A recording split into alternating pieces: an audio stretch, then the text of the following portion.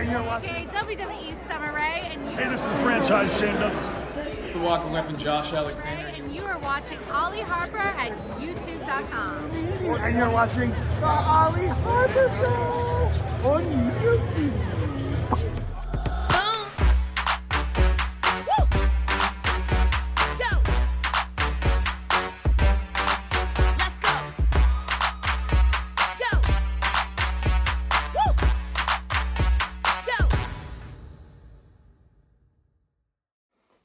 Hey, what is going on, everybody? It's me, Ollie, aka TNSAttitude, and I am back again here on YouTube.com for all things professional wrestling. Now, today, guys, I have wanted to do this video post WrestleMania 40 trip, and that is to talk about WWE World. You know, it came along this year after the last couple of years where there's not been really a big fan interaction event of this sort of size, you know, since, pre-COVID, I really want to say. You know, the last time that WWE really did anything like that was Fan Access before COVID.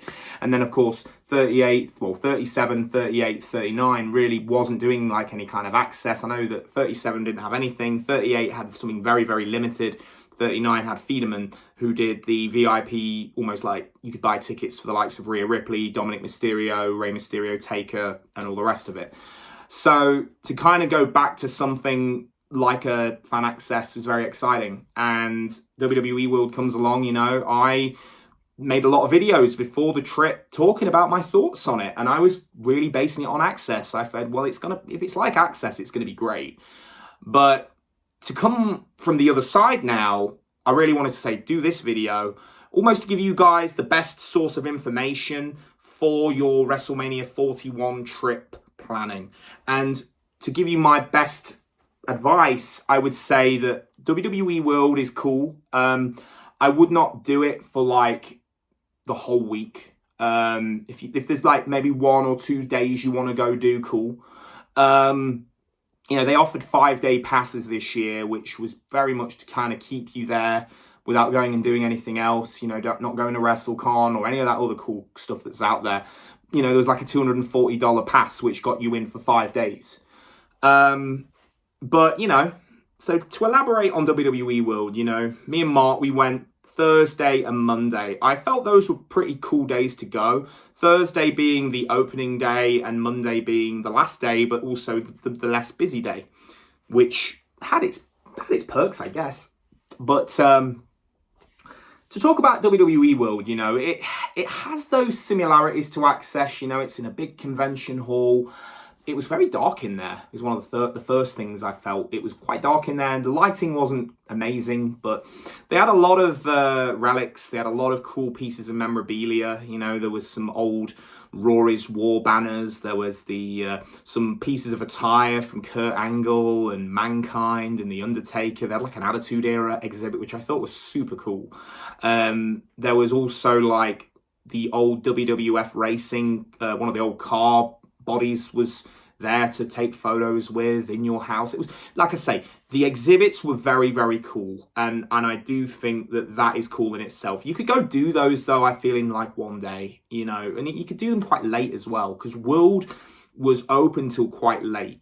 But have this, duly note this, the actual Superstar signing and meet and greet stuff closes around 5 o'clock, okay? So while World would go on till like 7 and 8, that Superstar meet and greet element, which I know a lot of you like, usually would cap off about 4 o'clock before 5 o'clock. So that I can tell you straight away.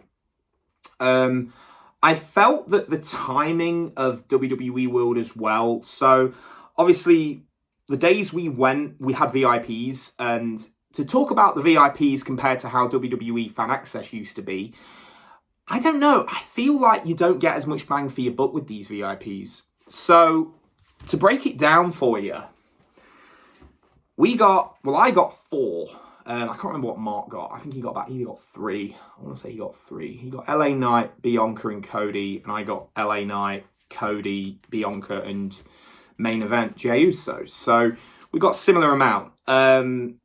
But for what these are now, the way that this is sold now, you know, at Fan Access back at like WrestleMania 29 and 30, a VIP was it wasn't an add-on, well, just an add-on. You could buy a VIP ticket and that would get you into the convention.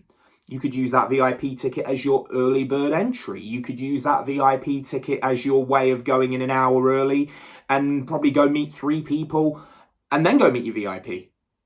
And that was what a lot of fans loved about it, because you was able to, and the home brought items, let's not forget that. You could go with your belts and your figures and your Funko Pops and all the rest of it and get them signed by the talent. Or as what I used to do was magazines. I used to love taking magazines for like Rey Mysterio and Batista and all the rest of it.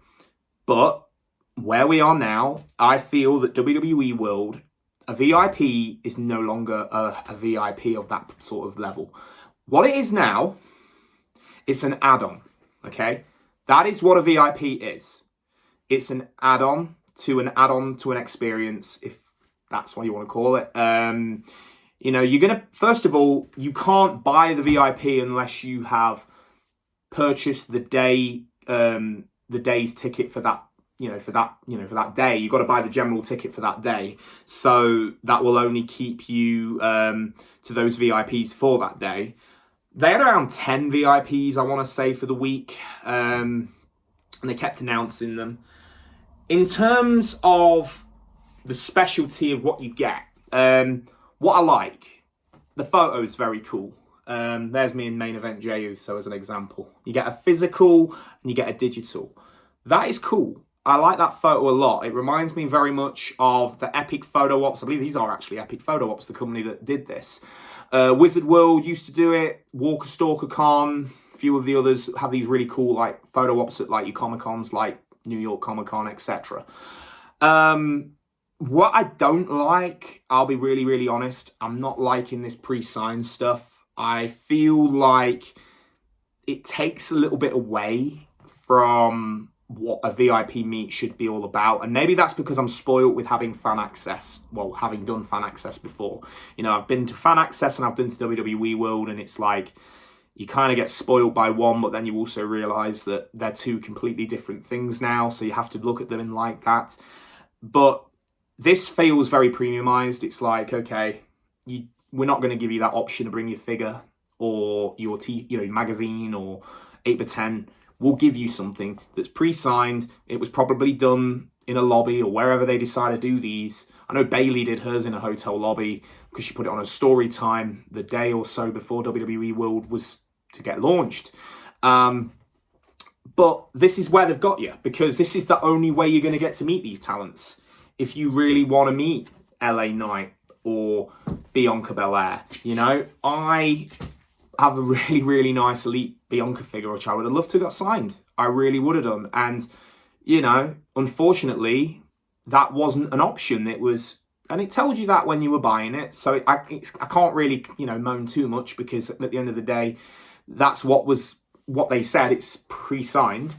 But I think it still gives you a way to say, hey, why are we doing this? Why are we going down to pre-signed stuff? And I think that what I can see is I see Fanatics, and I see Fanatics with their fingerprints all over this.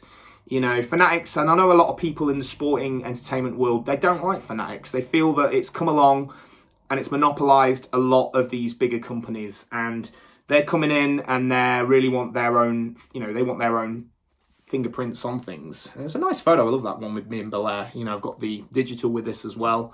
The auto's cool. It's just, again, but it's not signed in front of you. It's signed elsewhere. I feel that, like I say, there's two things that why they've gone in that direction. One, as I say, they want that premiumized, pre-signed, it's pre-signed, we can get more done. And again, that kind of moves into my second point, time. Time is a huge thing. And I feel like they can sell more photos, they can sell more of that experience, that intangible experience of just going up, shaking hands, snap, on your way.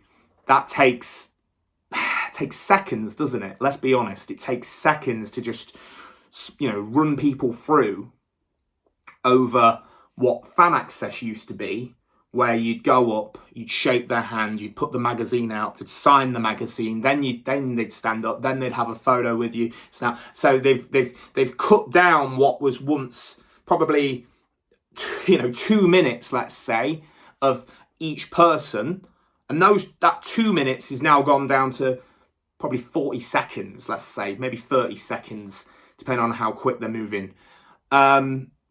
Mark can vouch for me on this, but with Cody Rhodes' queue, we saw people going up with figures and toys, and Cody, bless him, was signing them. And it was so cool to see, because that just shows you how Cody is.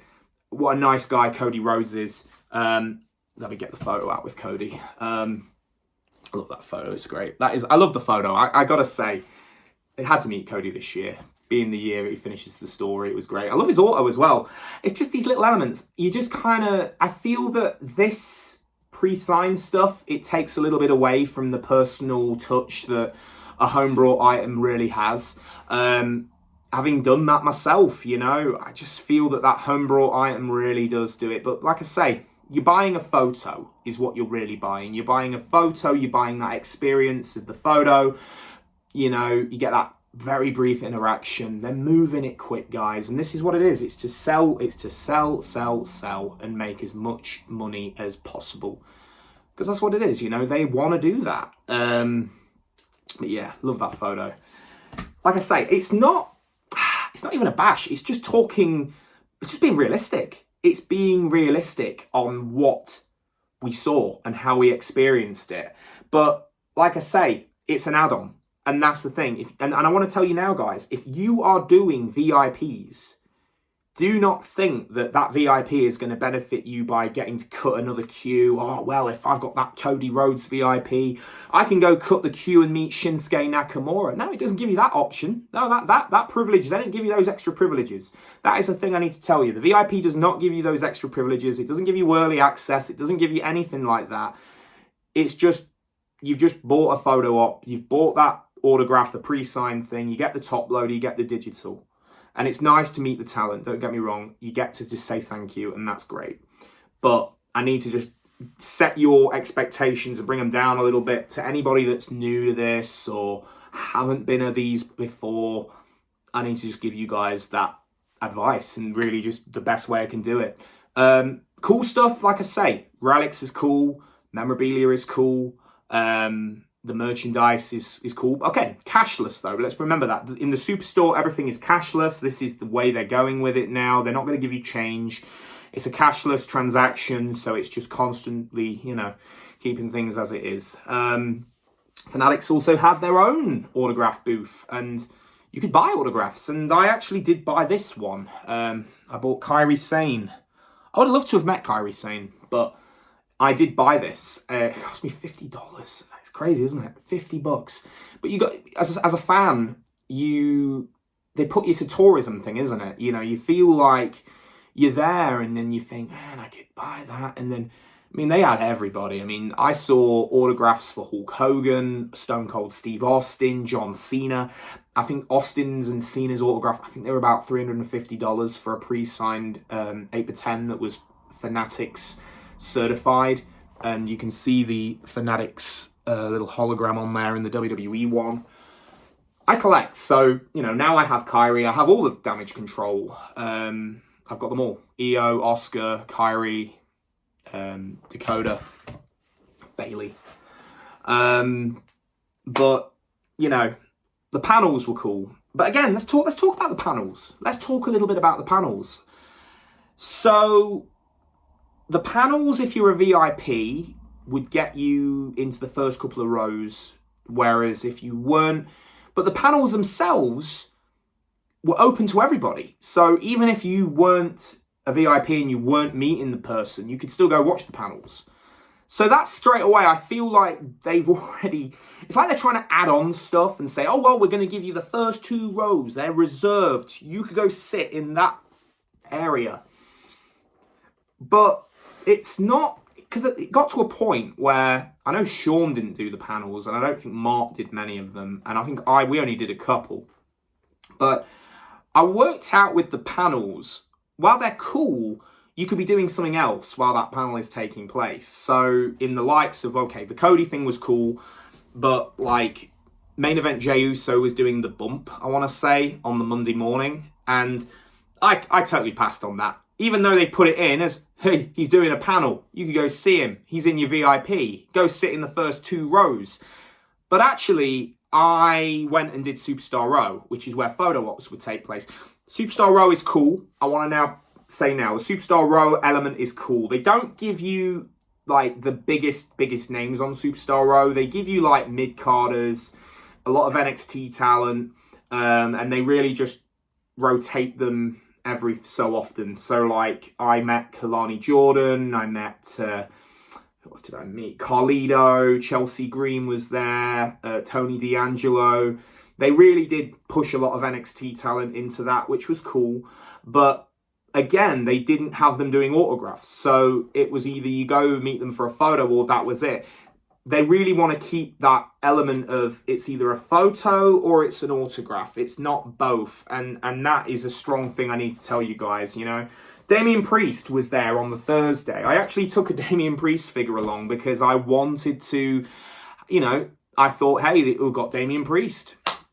But again, panel for The Rock kind of came in and that took priority. And that was delayed by a couple of hours. They didn't really communicate either, which I felt was a little annoying. You know, they didn't even say like, he's late, he's on his way, but he's late. They didn't say a thing. So I remember where we stood, there was fans that were getting up and they were angry and they were really pissed off and they were leaving in droves and they were saying, you know, F this guy.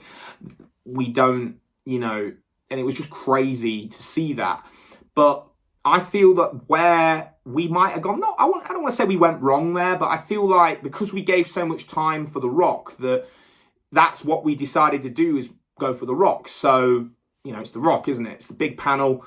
But we didn't do anything else after that. You know, it was by the time that Rock panel was done, everything was closing down. And other than going around and looking at relics and, you know, memorabilia and things like that, that was about as where you could go. Or there was the 2K gaming tournament, which was also taking place on that Thursday. And on Bailey was doing a VIP, which was also going on.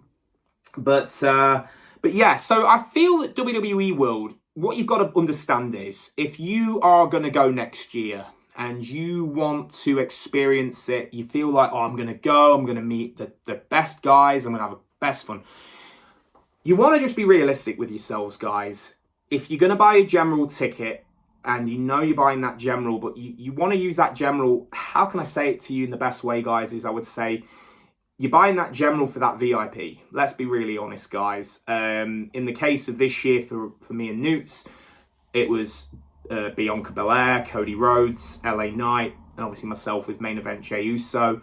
And then the general stuff felt very like, not afterthought, but it was so last minute that they announced all that stuff. You really haven't got time to really plan bringing extra stuff to get signed. Because they did allow some pre-bought items for some talents. They didn't do it for everybody. But even then, they were quick about it. And they just want you in and out. And it's that sort of mentality. So, I don't know. Where does WWE World go into 2025? You know, I feel like they're going to keep a lot of this. They really are. They're going to keep a lot of what they've got right now. I feel that they will most likely have more VIPs next year. I can tell you now. I feel like this element of VIP is a huge selling point for them because they know that they can get more people drawn in. It's like they were doing the legend autographs, which was very last minute. Like they did them very late on. Hulk Hogan was doing signing autographs and he did photo ops, but they announced that literally like the week before it was all to take place. And so did The Undertaker. So they both did their like very rare, they made them feel pretty big, you know, that this was going on as well. But I would just say that, you know, make WWE World what you want to make it. You know, if you want to go do Superstar Row, enjoy Superstar Row. If you want to go see a panel, go do a panel. But I feel like you can't do everything, and you cannot honestly have that expectation that you're going to go in there, you're going to meet everybody that's signing that day. It doesn't happen. It's overlapping. The schedules are overlapped. You know, if you're in a superstar row and Kairi Sane is signing over there, she's only signing for an hour, and guess what? She's going, and they're going to get somebody else to rotate, and then you might go meet that person. But you see, that's what I'm saying. So the expectations of being able to go in and meet everybody that's on the bill for that day is just not going to happen, guys. I think next year, if we go to WWE World, and I feel like at this point, I don't even think I'm taking any home-brought stuff with me. The only home-brought items I'll be taking is to WrestleCon, because WrestleCon, you know where you are with that. You can kind of assess, like, okay, so Steve Blackman's there on the Saturday. I can take this 8x10, cool. Or I can go get my Ronda Rousey figure signed, or whatever it is I decide to do. But WWE World, it's not that. They don't want you planning and having all this home-brought stuff. They don't want that. They don't want you feeling like you've got that one-up where you could get some cool stuff signed. I feel like maybe they also feel it's, well, kind of kills the eBay sellers as well, even if that's not your intention, you know, but they know that they've got that, you know, they want you just buying their stuff, and that's it. I think is there any more I can tell you guys? I'm just going through, but yeah, like I say, 8x10s, photo, digital and physical. The panels were cool. And I just want to give a big shout out to LA Knight, because his panel was absolutely great.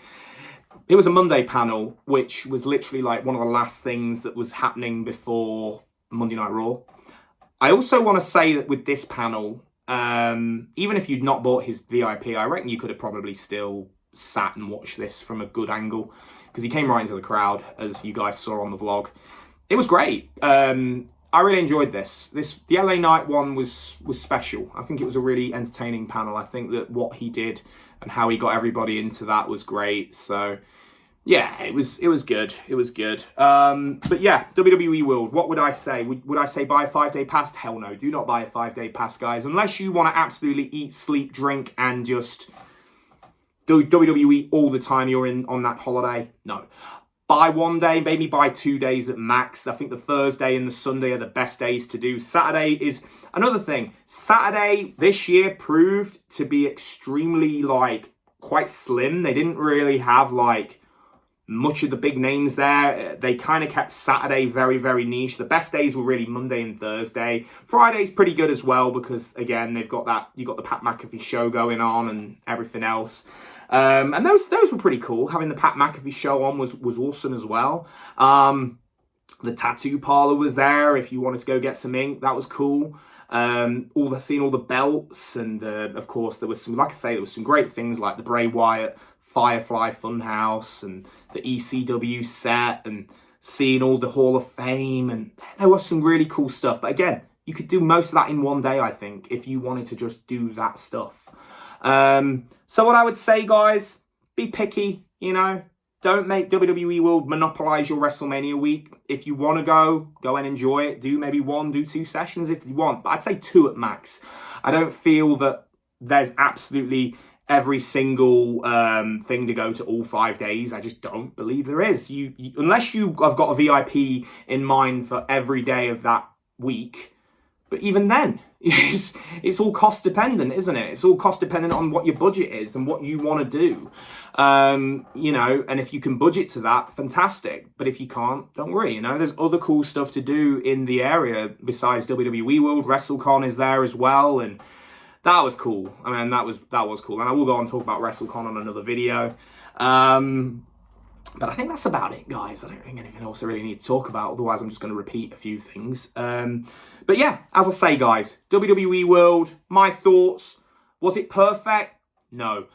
Was it good? And it's nice to have something now, post-COVID? Absolutely. You know, but what we have to understand is that this is the future. This is where they're going. Fanatics have fully got it now with this premiumized element of just buying their stuff and getting their, getting their merchandise. That's all it is. And yeah, that's kind of all there is to it, guys. But as I say, guys, that is today's video. I'm gonna have to put these and get these in some nice frame. Well, they're in top loaders, but I'd like to get them in on the wall, I think. But that is today's video, guys. As I say, don't forget to comment, subscribe, and like. And if you've got a question for me below this video, I can put it in the 2K Q&A. Let me know, guys. As I say, we'll catch you soon, guys. I'm out.